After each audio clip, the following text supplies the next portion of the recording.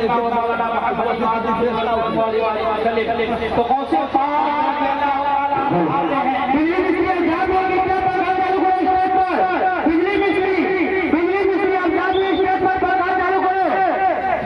पढ़ाने के लिए आप बगदाद तशरीफ लाए, बगदाद जब आप तशरीफ लाए पढ़ाने के लिए, तो उनके पास पढ़ने वाले हम लोगों की तरह उलमा नहीं आए थे, बड़े बड़े आलिम, बड़े बड़े शायर, बड़े बड़े फुक़हा वहाँ तशरीफ लाए। सरकार गौसे पाक रज़ियल्लाहु ताला अन्हु ने उन्हें अल्लाह पाक से दुआ है अल्लाह पाक इस महफिल को कबूल फरमाए और आप हमारी सबकी खिदमत को कबूल फरमाए। सभी लोग से पढ़ें अस्तग़फिरुल्लाह रब्बी मिन कुल्लि ज़ंबि व तौबा इलैहि व मा अलैना इल्ला अल-बलाग।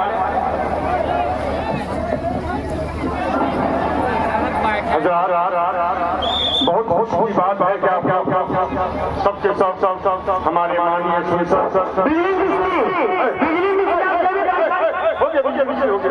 हमारे माननीय जनाब पप्पू यादव जी जो हमसे अजीज नेता ही नहीं बल्कि हमारे भाई हैं, हमारे बिरादर हैं और हमारे जलसे के ये खुसूसी मेहमान हैं। हमारी इनसे गुजारिश है कि हमारे MP साहब बस 2 मिनट अपनी ज़बान खास से कुछ फरमा दें।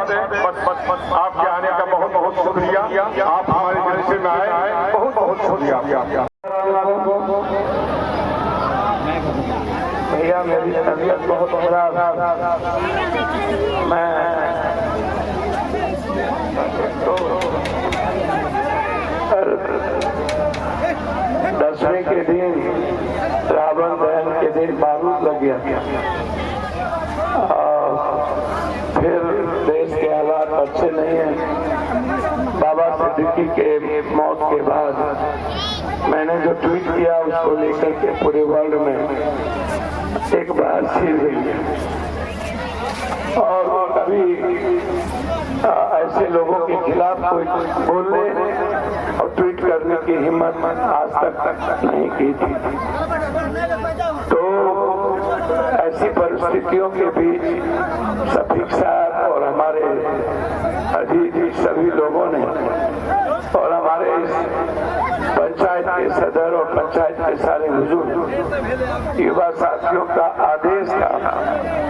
मैं जलसा हो या किसी भी तरह का किसी भी विचारों का जब एक महासम्मेलन होता है, एक बड़ी चीजें होती हैं, तो मुझे अच्छा लगता है कि मैं अपने बुजुर्गों के बीच जाता हूँ जो मेरे लिए ईश्वर अल्लाह के समान होते हैं। और ऐसे विचार जहाँ हमारे अल्लाह के बारे में बताए जाए, उनके आज 11वीं जो हमारे सबसे बड़े जो मोहम्मद साहब के बाद जो 11वीं हमारे धर्म के जो बहुत ही इस इस्लाम को लगातार लेके चलने वालों में से 11वीं जो धर्म गुरु उसको लेकर के जो आज एक बेहतर उनके जन्मदिन पर एक चर्चा एक आप लोगों के बीच कि इंसान को कितने नेक होने चाहिए और इस्लाम के रास्ते सच्चाई का रास्ता हमें कैसे आगे बढ़ने की जरूरत है, इस्लाम की विचारधारा को हम कैसे बढ़ाएं, इसके लिए दूर दूर से हमारे बीच सभी धर्म के मौलाना लोग यहाँ आते हैं, मदरसे से बहुत दूर दूर से, और वो आपके और अल्लाह के बीच के जो एक रिश्ते हैं, उसके जो विचार हैं, उस रास्ते पर आपको क्यों चलना चाहिए, वो अपनी बात रख करके रात भर आपको एक खूबसूरत इंसान हजरत की तरह बनाने में उनकी भूमिका होती है। और उसी में हमारे जैसे लोग भी आते हैं, तो मुझे अच्छा लगता है जब आप दुआएं होती हैं, जब किसी भी अल्लाह ईश्वर की बात होती है, तो मुझे लगता है कि कुछ पल वहाँ जाके बिताऊं ताकि मैं एक अच्छा इंसान बन पाऊँ या रह पाऊँ, या मैं इंसानियत के लिए जी पाऊँ, या दुनिया की मानवता जो है, जो मानव कल्याण या विश्व कल्याण या सभी तरह के विचारों के सम्मान और अधिकार की जो संरक्षण की बात आती है, तो जब तक एक अच्छा इंसान नहीं होगा वह दूसरों के विचारों का सम्मान नहीं करता। तो ऐसे समय में हम जरूर जाते हैं। इसमें आपको भी पता है मेरे बारे में कि मुझे न कोई राजनीति आती है, न कोई मतलब है। मैं बस एक साधारण आदमी हूँ और मैं 2 ही 3 शब्द जानता हूँ। पहला शब्द मेरा है कि इंसान को कभी भी किसी रूप में मत देखो, सिर्फ ईश्वर के रूप में देखो। उसकी इज्जत करो, उससे प्यार करो, चाहे कोई इंसान किसी भी जाति धर्म पे चलने वाले विचारों वाले इंसान हो, उसको जो परेशान हाल में उसकी तुरंत मदद करना, उसके लिए जीना। और ये हम नहीं कहते, ये हमारे अल्लाह रसूल कहते हैं कि तुम जो दुनिया में आए हो तुम क्या करना चाहिए, तुम आए क्यों, तुम्हारा मतलब क्या है, तुम्हारी भूमिका क्या है, तुम अपने कामों को करो। मुझे कहते हैं मुझे तुम्हारा काम और तुम्हारे लिए मुझे सोचने दो, तुम अपने लिए मत सोचो। तुम सोचो जो अल्लाह के रास्ते क्या करना है उसके लिए सोचो, तुम्हारे लिए हमको सोचना है। तो मैं यहाँ पर जो मंच पे सारे हमारे मौलाना साहब है और सभी जो अजीज लोग हैं, मैं उनका भी, हमारी जो माँ बहन है उधर जो मेरे लिए विश्वमयी करुणामयी माँ जो मानव जीवन के निर्माण के एक प्रतीक है, एक ऊर्जा मार्ग स्रोत है, उनसे जीना सीखे हैं। वो पूजनीय भी है, वंदनीय भी है। बगल में हमारी बैठी है, इसमें जो बुजुर्ग है हमारे, जिनसे मैंने बचपन से आज तक संघर्ष करना, लड़ना, आगे बढ़ना, लोगों की मदद करना सीखा, मैं उनका भी। और जो हमारे युवा हैं जो क्रांतिवीर है, कर्मवीर है, जिससे मुझे ही नहीं आने वाले हर युवाओं को एक उम्मीद है, एक विश्वास है, मैं उनका भी, आप सबका एक ही आग्रह करूंगा, भैया आप कुछ मत बनो, बस इस्लाम की जो आइडियोलॉजी है ना, उसकी जो विचारधारा है, जिसमें जो कंप्लीट कुरान शरीफ में जो हमारे दर्शन, हमारे जो विचार हैं और जो हमारे लाइफ का जो चलने का एक वे है जिसको हदीस में रखा गया है, आपको बहुत कुछ नहीं समझना, आप बहुत दिमाग मत लगाइए, बस आप इस्लाम के जो 5-6 चीज हैं बस उतना ही समझो ना। मोहम्मद साहब को मैंने समझा है, मैंने उन्हें महसूस की, मैंने उन्हें जिया है और मैं हर पल ईश्वर और मोहम्मद साहब अल्लाह को जीता हूँ। मुझे जिंदगी में कुछ जीने नहीं आता। आप यदि अल्लाह के रास्ते, अल्लाह के पास जाना चाहते हो तो हजरत के तरह उसे आपको महसूस करना होगा। नमाज नहीं पढ़ोगे, सिर्फ झुकना जानोगे, मुसलमान है इसलिए नमाज पढ़ लेना है और उसमें इस्लाम की कोई आइडियोलॉजी, उसके तरीके नहीं होंगे, तो फिर आप नमाज का कोई मतलब नहीं है। पहला। दूसरा, आप हज चले जाओ, कहीं चले जाओ, मस्जिद में चले जाओ, यदि कोई यतीम है, यदि कोई मुसलमान या गरीब परेशान हाल है, तो बहुत पीड़ित है और आपके घर के बगल में, उसकी मदद नहीं कर पाओगे तो आप मस्जिद जाके भी आपकी नमाज पूरी नहीं होगी। आप इसको समझ लो, ये मैं नहीं कहता, ये कुरान शरीफ में आप पढ़ो, इस्लाम की ये जिंदगी की पहली कड़ी है, इसको समझो। इस्लाम दुनिया में ऐसे नहीं बढ़े, सिर्फ ज़कात हज से या दस्तरखान से नहीं बढ़े, उसकी जिंदगी को बहुत ही बेहतरीन तरीके से पूरी दुनिया की मदद करने से। मुसलमान से ज्यादा मोहम्मद साहब तभी तो मुसलमान नहीं थे, तभी तो सब सनातन थे। मुसलमान तो बाद में बने ना हो, विचारधारा को जो एडॉप्ट किया था मुसलमान इमाम, तब हम मुसलमान की ओर बढ़े, हम बने मुसलमान। कोई और बना मोहम्मद साहब को जिसने नजदीक से महसूस किया। लेकिन जब मोहम्मद साहब ने एक विचारधारा शुरू की थी तब तो वो दुनिया के लिए जीते थे ना, सबके लिए जीते थे ना, तो आपको भी खुद के विचारों से दूसरों का सम्मान, दूसरों की इज्जत करना सीखना होगा। इस्लाम को यदि आप बहुत मजबूत करना चाहते हैं, इसी तरह जो ये ज़कात है कोई नया नहीं है, ये दुनिया में थी, उसको मोहम्मद साहब ने अडॉप्ट करके उसको विस्तारित किया, बड़ा किया कि हम दुनिया में कैसे अभाव में जीने वाले लोगों की हम मदद कर सकते हैं। ये एक विचारधारा बनी। कोई ज़कात है, नमाज है, हज है, दस्तरखान है, तो ये जो मोहब्बत है, ये जो नेक इंसान है, ये है हमारे बीच हजरत साहब। हजरत हुसैन ने नमाज के वक्त में कुर्बानी दी थी। पूरी दुनिया को यजीद के साथ खाना, मोहम्मद साहब के साथ तो बहुत कम संख्या में लोग थे।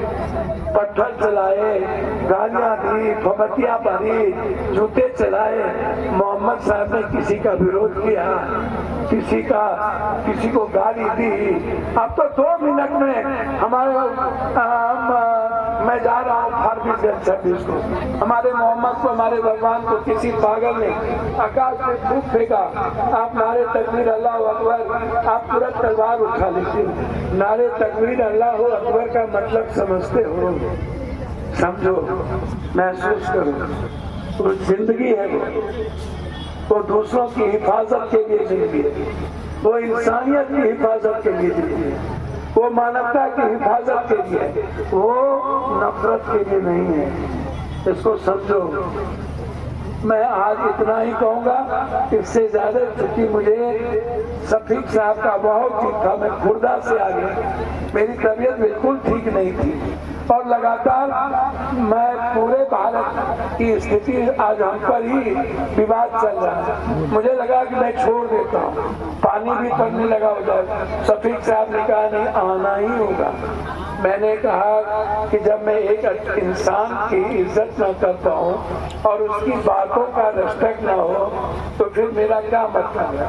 तो शफीक जी हो या कोई गरीब हो, याद रखना मेरे लिए इंसान बहुत ऊंचा है और मैं उससे ऊंचा किसी को नहीं मानता हूँ। दूसरों के धर्मों की इज्जत अपनी जिंदगी से ज्यादा करता हूँ और दूसरों की विचारों की हिफाजत जिंदगी में जीते जी करता हूँ। इसीलिए आप सब मेरे दिल के टुकड़े हैं। मेरी जिंदगी पर आपका सबसे बड़ा अधिकार है। यदि किसी का अधिकार है तो वो गरीब और आपका सबसे ज्यादा अधिकार है।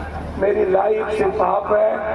आप रात के 3 बजे भी जब सारी उम्मीद बंद हो जाए तो एक उम्मीद जगता है, उसका नाम पप्पू है। जब सारे रास्ते बंद हो जाए वहीं से एक रास्ता शुरू होता है पप्पू का, और पप्पू कोई और नहीं है। पप्पू इसी मोहम्मद साहब अल्लाह के रास्ते चलकर मैंने यह प्रतिज्ञा ली है, मेरी कुर्बानी हजरत की तरह होगी, लेकिन जब तक मैं जिंदा रहूंगा इंसानियत, संविधान, देश और विचार को मरने नहीं दूंगा। जब तक मैं जिंदा रहूंगा यही मेरी चीज है, यही मेरे सबसे बड़ी चीज है। इन्हीं शब्दों के साथ आप जिस तरह के जलसे को करते हो आप करते रहिए। आने वाले पीढ़ी की जिंदगी को खूबसूरत बनाइए, नेक इंसान बनाइए, कुरान शरीफ को वो समझे, हदीस के बारे में वो जाने, इस्लाम को अपनी जिंदगी का हिस्सा बनाए। वो सिर्फ मुसलमान ना बने, वो इस्लाम को समझ करके एक नेक इंसान बन करके समाज मानव निर्माण के लिए आगे बढ़े। बहुत बहुत मुबारक हो।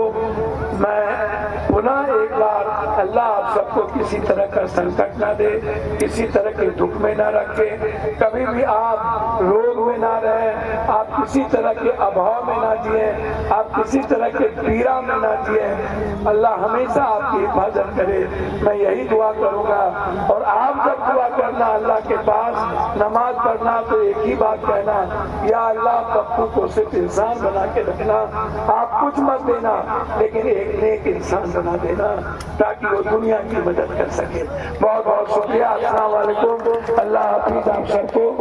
इस महीने दीपक भैया ये हम पहनते नहीं हैं कि गिरजा चौक पर हम आते थे न चिल्ला स्कूल से तो एक साइकिल का पंक्चर बनाता था, बड़ा झगड़ा था।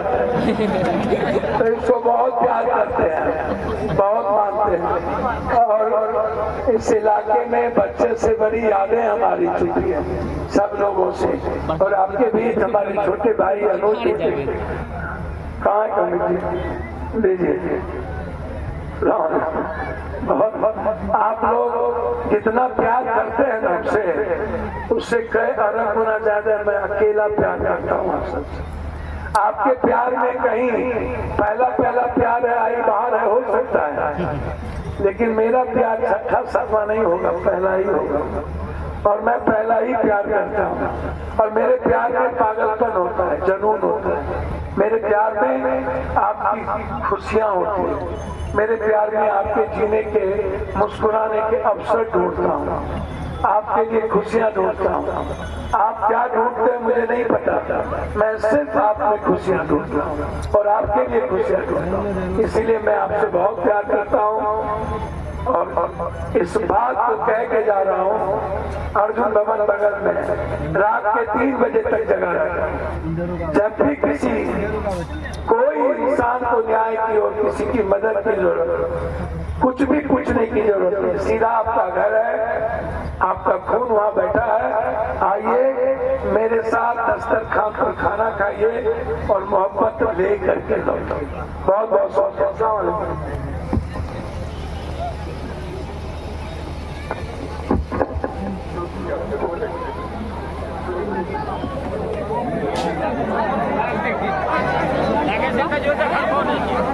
बैठलो से आप देखिए